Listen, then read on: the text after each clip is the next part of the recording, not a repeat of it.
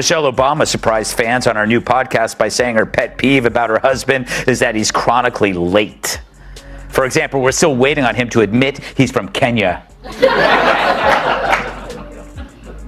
And as for Barack's pet peeve about Michelle, he's mad that she keeps leaving the toilet seat up.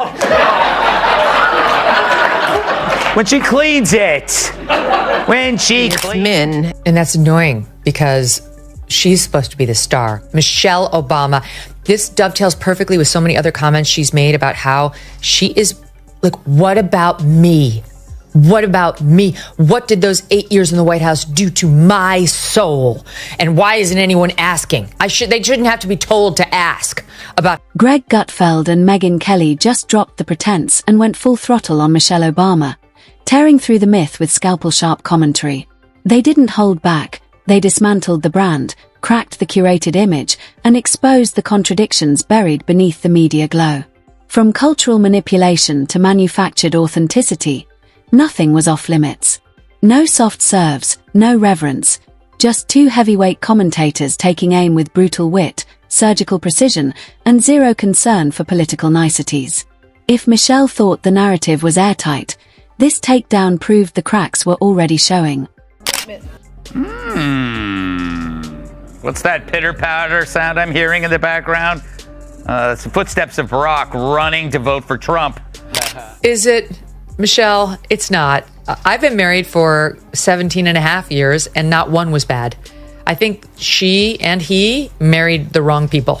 Greg Gutfeld stepped up to the camera with that signature smirk, the kind that signals someone's about to get roasted with precision and sarcasm. But this time, it wasn't a sleepy senator or a bungling bureaucrat in his sights. It was Michelle Obama, media darling, queen of kale, and dispenser of quotes fit for inspirational coffee mugs. With the air of a man sharpening his wit like a scalpel, Gutfeld metaphorically cracked his neck and dove in, ready to slice through the glossy image with trademark irreverence and zero restraint. They run Michelle. According to a new poll, Michelle Obama isn't as strong a Democratic candidate against former President Donald Trump as many Dems would have you believe. In a hypothetical matchup, my favorite kind. Trump wins with 47% of the vote compared to Michelle Obama's 44%. I guess some of the kids whose school lunches she ruined are finally old enough to vote. Remember that? And what have we here? Is it independent candidate RFK Jr.? He started with the obvious. Michelle Obama, once the First Lady, now a full-blown brand. She wasn't just a person anymore. She was a lifestyle, a trademark, a walking TED Talk draped in designer labels and lit by the haze of a dozen flattering filters. To Greg, she'd morphed into the human version of a curated Instagram grid. Flawless, relentlessly upbeat, and miles away from anything remotely real. They know that they're having a hard time with men. Right.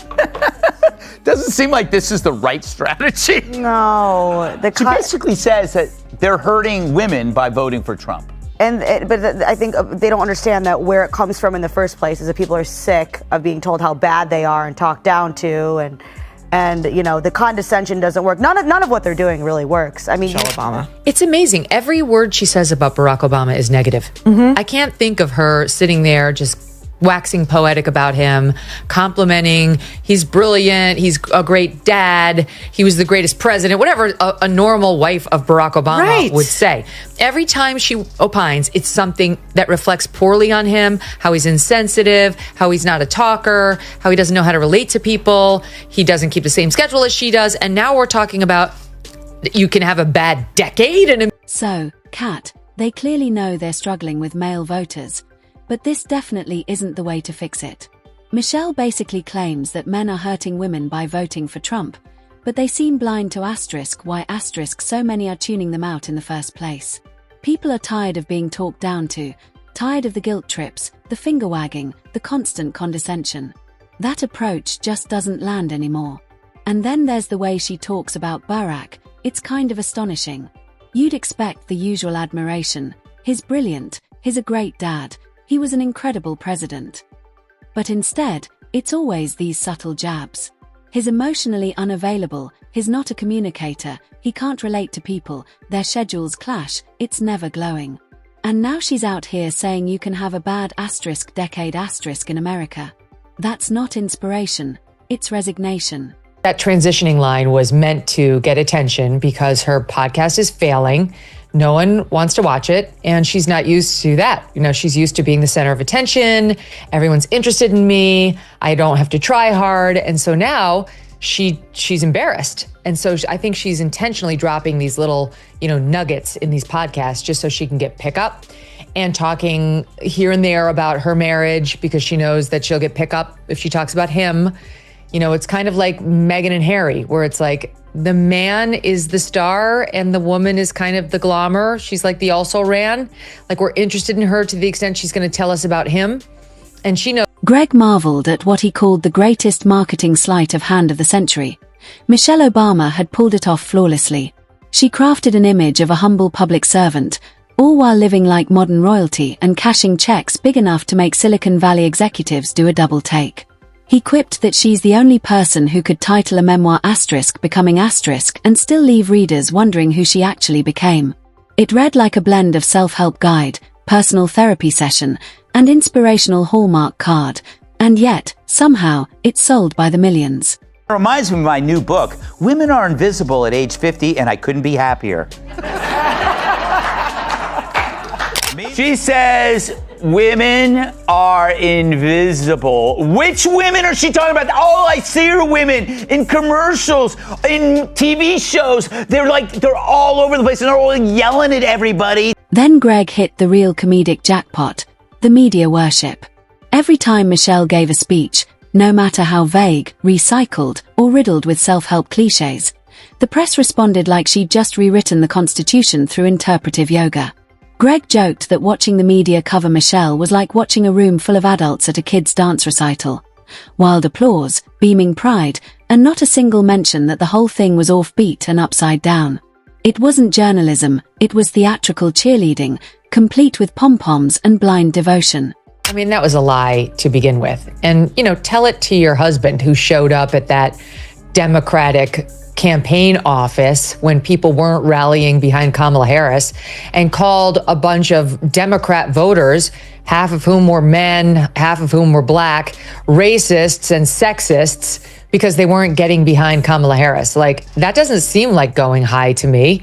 And her husband and she have been out there suggesting Trump is Hitler. She wouldn't even go to Trump's inauguration. It doesn't seem like the high road. So she wants credit for taking the high road, even though, of course, she hasn't and she doesn't. And it's not where she spends her time. It's just like anything, Maureen. Like you and I, we wouldn't be out there being like, we only take the high road. We have nothing to compensate for. We're perfectly content on the low road and we'll make no apologies for it. Greg couldn't help but take a jab at Michelle's food legacy. Her school lunch reforms, pitched as a health revolution, felt to him more like federally approved punishment for existing. He joked that if you wanted your kid to run away from home, just slap down a tray of steamed vegetables and beige mystery grains bearing her stamp of approval. While Michelle talked about vibrant health and energized students, the real result was kids trading contraband pizza slices behind vending machines like it was the cafeteria black market. Then came the podcasting, the Netflix empire, and the endless reinvention. To Greg, Michelle wasn't just a former First Lady anymore. She was applying for the unofficial role of CEO of American culture. Empowerment, empathy, excellence, every buzzword that fits on a mug, she'd turned into a slogan.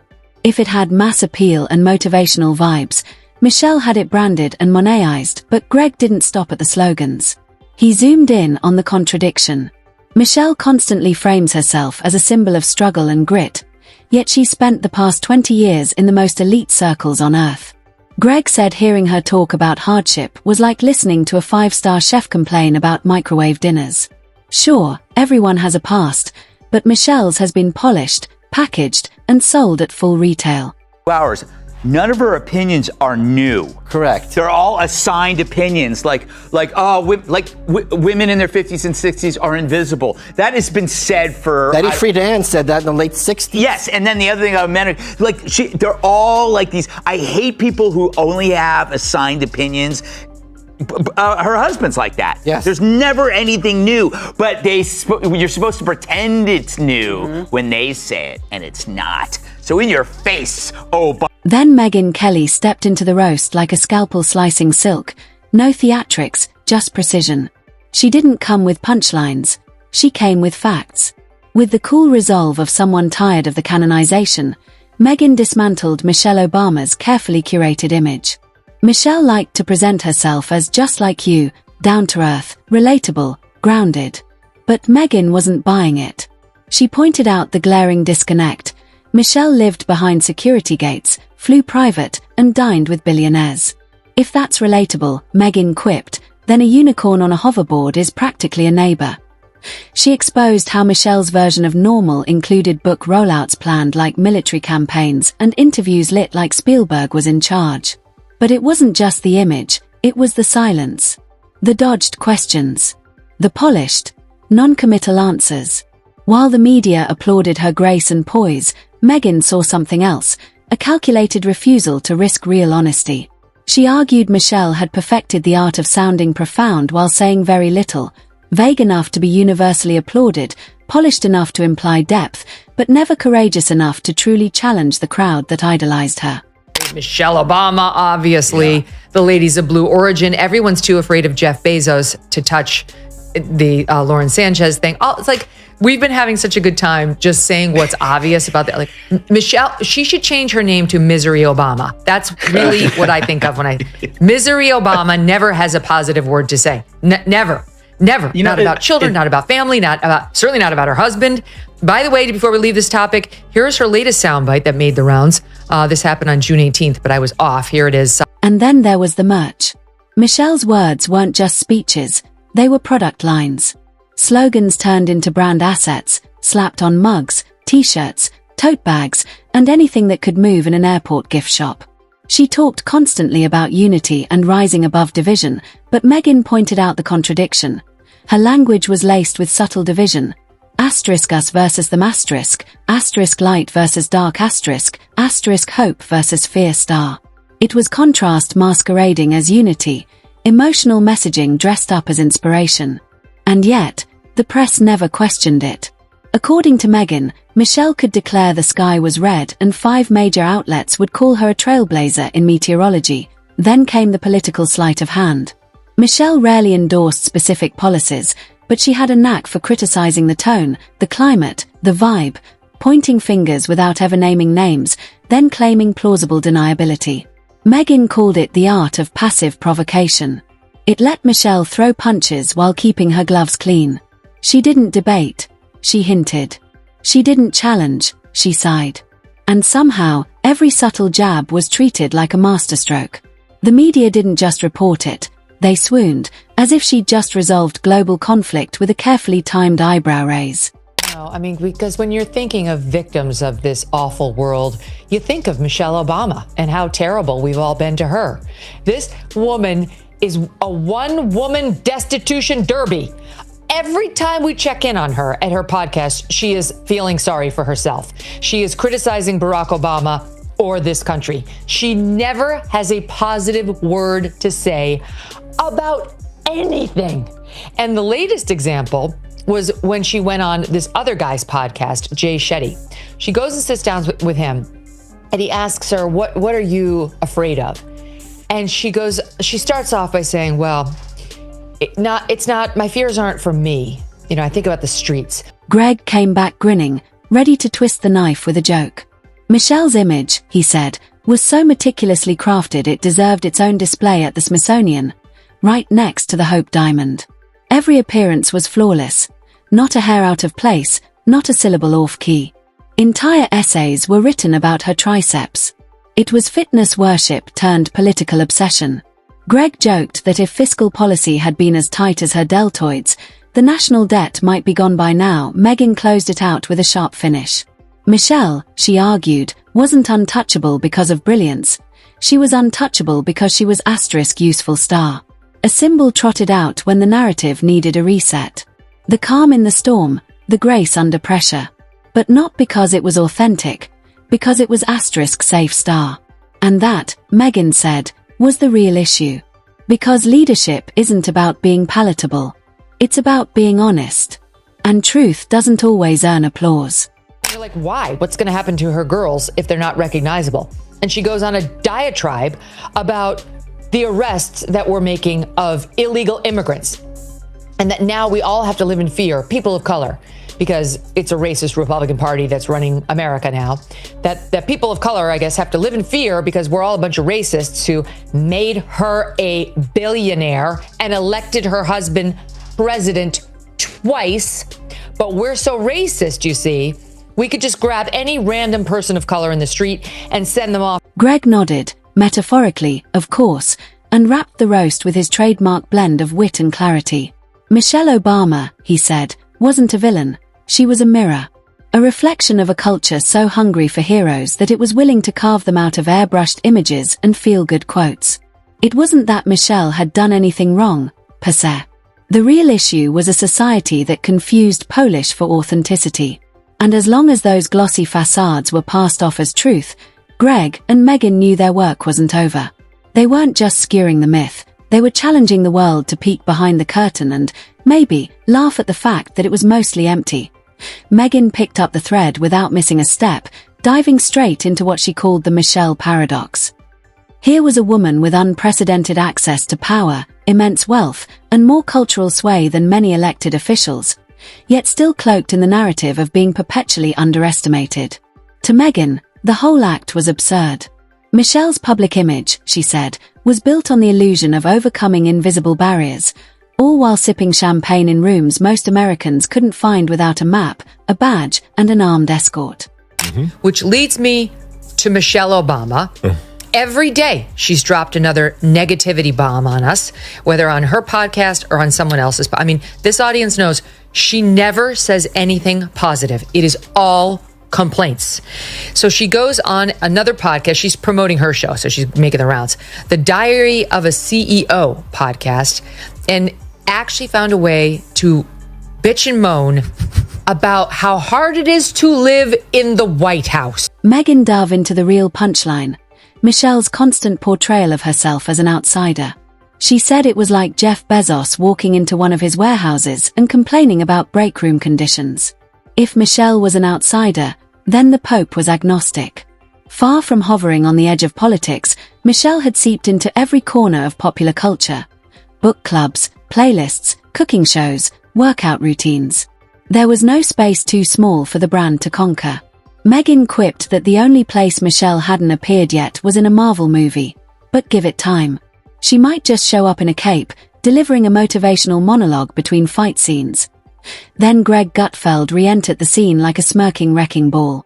Taking Meghan's surgical takedown and dialing it to 11, he mocked the so-called glow-up from First Lady to cultural oracle. This wasn't natural evolution, he argued. It was a masterclass in branding. If Hollywood held auditions for the role of wise woman with impeccable timing and just the right amount of concern, Michelle would be the prototype.